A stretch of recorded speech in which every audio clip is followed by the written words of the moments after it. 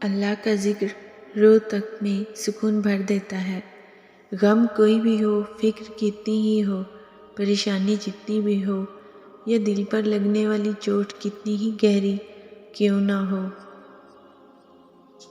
دل کو ایک بار راضی کر لیں، سمجھا لیں کہ وہ اللہ ہے نا، میرا رب، میرا منصف، میرا مالک، میرا سب کچھ۔ دل پرسکون ہو جائے گا اور حل اتنی جلدی نکل آتے ہیں کہ گمان بھی ناممکن ہے۔ وہ اپنے بندے کو آزمائش میں ڈال کر وہاں سے راستہ نکالتا ہے جہاں سے انسان نا امید ہو جاتا ہے۔ تو اگر اللہ پر سب کچھ چھوڑ دیا ہے تو اس کے فیصلوں پر بھروسہ بھی رکھو، وہ تمہاری ہر چاہت کو پورا کرنے پر قادر ہے۔ وہ اپنے بندے کو ہمیشہ تڑپتا ہوا نہیں چھوڑ سکتا، بس اسے صبر کرنا سکھاتا ہے، اور جب اللہ نے نوازنا ہوتا ہے تو ہاتھ خود بخود دعا کے لیے اٹھنے لگتے ہیں،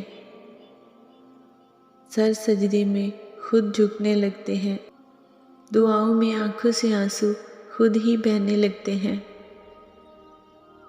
اللہ خود فرماتا ہے کہ ہر مشکل کے بعد آسانی ہے، تو یقین رکھو اس پر، وہ جو بھی دے گا سب سے بہترین چیز دے گا۔